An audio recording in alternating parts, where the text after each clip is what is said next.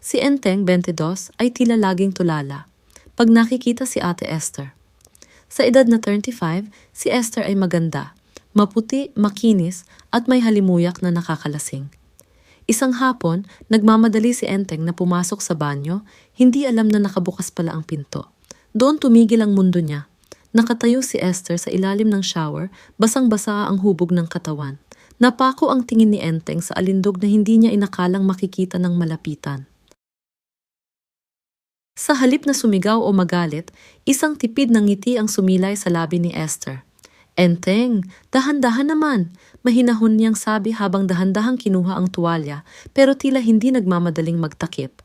Namula si Enteng, hindi makagalaw sa kinatatayuan. Ang balat ni Esther ay nagniningning sa ilalim ng ilaw at ang bawat patak ng tubig ay tila nanunukso. Sa halip na lumabas, naramdaman ni Enteng na tila inaanyayahan siyang manatili sa mainit na silid na iyon. Pasensya na, ate, bulong ni Enteng, boses ay nanginginig sa kaba at pananabik. Lumapit si Esther, ang bango ng sabon ay lalong tumapang. Hinawakan niya ang pisngi ng binata. Masyado ka kasing nagmamadali, Enteng. Gusto mo ba talagang makita? Ang tanong na iyon ay tila apoy na nagliyab sa dibdib ni Enteng. Wala na ang kaba, napalitan ng pagnanasa.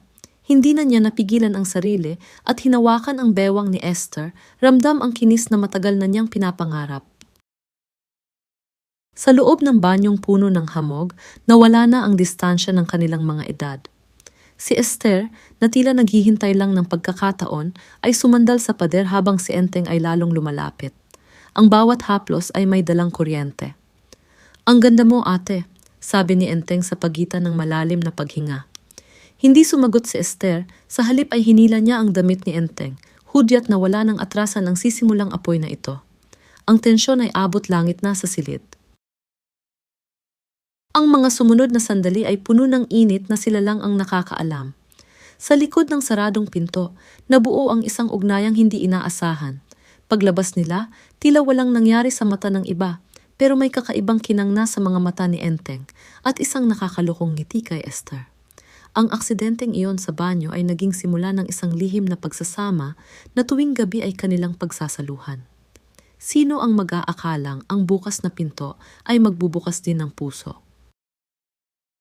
Hindi nakatulog si Enteng dahil sa kuryenteng naramdaman kagabi. Kinabukasan, tila hinahanap ng kanyang katawan ang init ni Esther. Dahan-dahan niyang pinihit ang doorknob ng kwarto nito.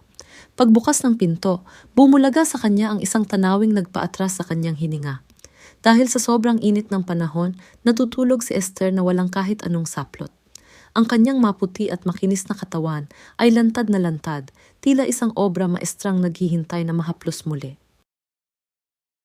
Napako ang tingin ni Enteng sa pagitan ng mga hita ni Esther kung saan kitang-kita ang kanyang tilapia na tila humihinga sa pagod at init. Ang bawat kurba ng katawan ni Esther ay nagpaliyab sa damdamin ng binata. Gusto niyang lumayo pero ang kanyang mga paa ay tila may sariling isip na humahakbang papalapit sa kama. Ang bango ng kwarto na humahalo sa amoy ng balat ni Esther ay nagdulot ng matinding pagnanasa na hindi na kayang kontrolin ni Enteng sa mga sandaling iyon. Sa gitna ng pagkakatitig ni Enteng, dahan-dahang nagmulat ng mata si Esther. Hindi siya nagulat o nagtakip ng katawan. Sa halip iniunat niya ang kanyang mga braso at ngumiti ng nakakaakit. Hindi ka ba nakontento kagabi, Enteng? Tanong niya, na may halong panunukso. Ang boses ni Esther ay tila musika na nag-imbita kay Enteng na tuluyang isara ang pinto sa likuran niya. Ang init ng panahon ay walang-wala kumpara sa init na namumuo sa pagitan nilang dalawa sa loob ng kwartong iyon. Lumapit si Enteng at dahan-dahang naramdaman ang lambot ng kutis ni Esther. Ang bawat haplos ay nagdudulot ng mahinang ungol mula sa babae na lalong nagpagigil sa binata. Ate, hindi ko na kaya, bulong ni Enteng habang nilalasap ang bawat pulgada ng alindog ni Esther. Ang pagod ni Esther mula sa trabaho ay napalitan ng pananabik.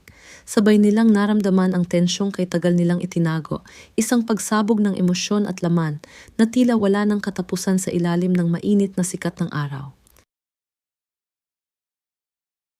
Matapos ang matinding tagpo, magkayakap silang dalawa habang hinahabol ang hininga. Alam ni Enteng na wala nang balikan ito. Si Esther ay hindi lang basta ate sa kanya, siya na ang kanyang mundo. Dito ka lang, sabi ni Esther, habang hinahalikan ng noo ng binata. Ang lihim na ito ay lalong nagpatamis sa kanilang ugnayan.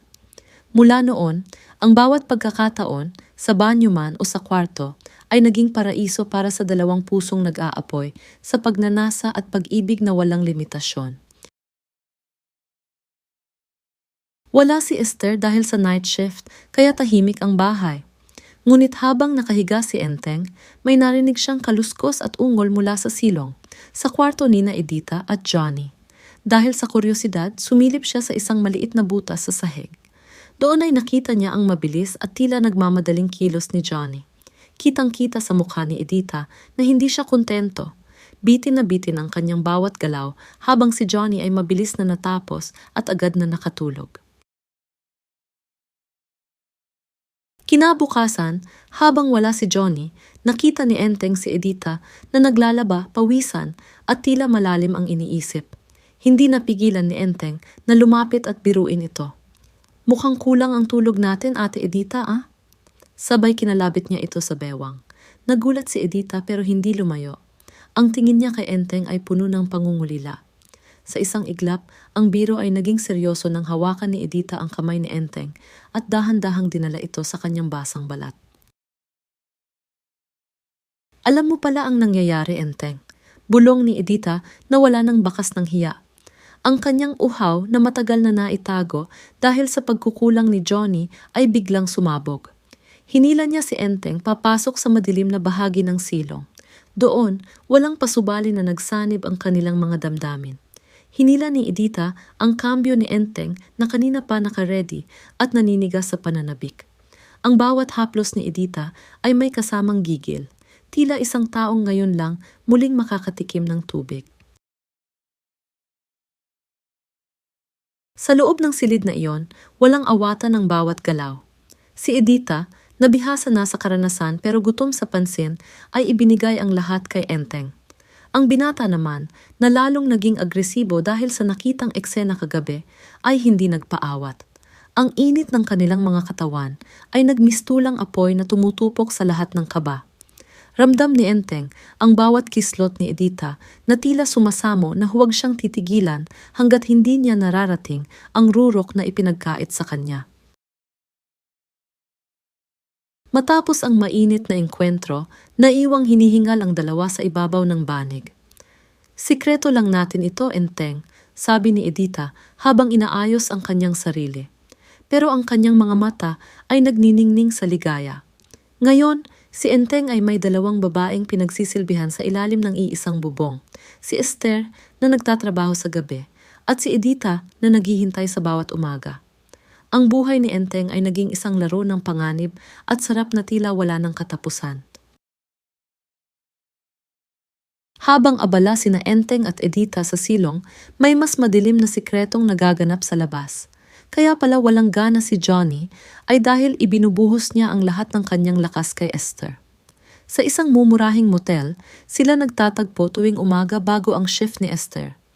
Ang mag-asawang Johnny at Edita at ang mag-ate sa turingan na sina Esther at Edita ay parehong biktima at salarin sa isang laro ng pengeng pahiram na walang nakakaalam. Gabi-gabi, bago umalis si Esther para sa trabaho, muling nasisilip ni Enteng ang alindog nito sa banyo. Ngunit sa pagkakataong ito, may halong selos at pagtataka si Enteng dahil tila may ibang bakas ng pagmamahal sa balat ni Esther. Pagkaalis ni Esther, agad siyang bababa sa silong kung saan naghihintay si Edita. Ang gabi ay nagiging saksi sa palit-palitang pagnanasa na dahan-dahang sumisira sa pundasyon ng kanilang tahanan. Isang gabi, nadatnan ni Enteng si Edita na nakahiga na, suot ang isang manipis na duster dahil sa tindi ng init. Dahil sa posisyon nito, kitang-kita ang nakabakat na tilapia ni Edita. Mataba, maumbok at tila sumasamo ng pansin. Ang bawat kislot ni Edita, habang kunwari ay natutulog, ay nagpapadala ng mensahe kay Enteng na ang uhaw nito ay hindi basta-basta mapapatid ng isang basong tubig lang. Hindi na nakatiis si Enteng, tumabi siya kay Edita at niyakap ito mula sa likod. Iniundyan niya ang kanyang nag-aapoy na kambyo sa likuran ni Edita.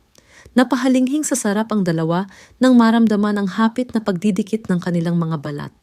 Ang init ng gabi ay tila naging kakampi nila habang ang bawat galaw ni Enteng ay may kasamang gigil na nagpapakatal sa buong katawan ni Edita.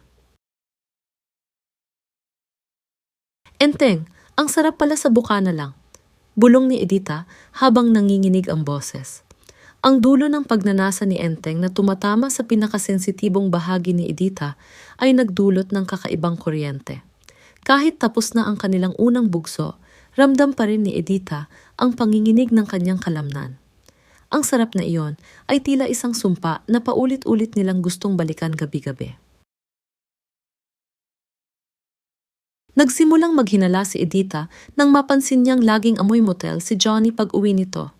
Isang araw, sinundan niya ang asawa at laking gulat niya nang makitang pumasok ito sa isang motel kasama si Esther. Ang sakit na naramdaman niya ay napalitan ng galit, ngunit naalala niya si Enteng. Napagtanto niyang lahat sila ay nabubuhay sa kasinungalingan at ang bahay na tinitirhan nila ay isang pugad ng mga traidor. Habang nasa motel sina Johnny at Esther, lalong naging agresibo sina Enteng at Edita sa bahay. Tila ginagawang pambawi ni Edita ang bawat haplos ni Enteng sa sakit na nararamdaman niya. Sa bawat ungol at galaw, may halong paghihigante. Hindi alam ni Enteng na ang bawat tilapia na kanyang tinitikman ay may kaakibat na lason ng katotohanang malapit ng sumabog sa kanilang mga mukha. Isang gabi, mas maagang umuwi sina Johnny at Esther dahil sa isang aberya sa motel. Laking gulat nila nang madatnan sa sala sina Enteng at Edita na nasa gitna ng isang matinding tagpo. Ang katahimikan ng gabi ay nabasag ng mga sigaw at sumbatan. "Ikaw rin naman na," sigaw ni Edita kay Johnny sabay turo kay Esther. Ang lahat ng baho, ang lahat ng nakatagong tilapia at kambyo ay nalantad sa ilalim ng bumbilya. Walang nakapagsalita nang ilabas ni Edita ang mga ebidensya ng pagtatagpo ni na Johnny at Esther sa motel. Si Enteng, na nasa gitna ng dalawang babaeng kanyang pinagsaluhan, ay tila nawalan ng boses. Ang ganda ni Esther at ang init ni Edita ay naging abo sa isang saglit. Ang pagmamahalan ay naging purong pagnanasa na lamang na nauwi sa pandidiri sa isa't isa. Wala nang puwang para sa patawad sa loob ng bahay na iyon. Dahil sa tindi ng kahihiyan at gulo, nagpasya silang lahat na magkanya-kanya na. Si Johnny at Edita ay naghihiwalay at bumalik sa kani-kanilang probinsya sa norte. Si Esther ay lumipad patungong Visayas para takasan ang iskandalo. Si Enteng, naiwang mag-isa sa Maynila, dala ang mga alaala ng haplos at amoy ni na Esther at Edita. Ang banyo at kwartong dati ay puno ng sarap, ngayon ay piping saksi na lamang sa isang kwentong nagsimula sa isang bukas na pinto at nagtapos sa wasak na buhay. Bilang pagtatapos, ang kwentong ito ay nagpapaalala na ang bawat lihim na pagnanasa ay may kaakibat na pananagutan. Ang katapatan sa loob ng tahanan ay pundasyon ng payapang buhay. Kapag ito ay nabasag, mahirap na itong muling mabuo. Huwag hayaang ang panandaliang sarap ay humantong sa pangmatagalang pait. Salamat sa pagsubaybay. Please like and subscribe para sa mas marami pang kwento.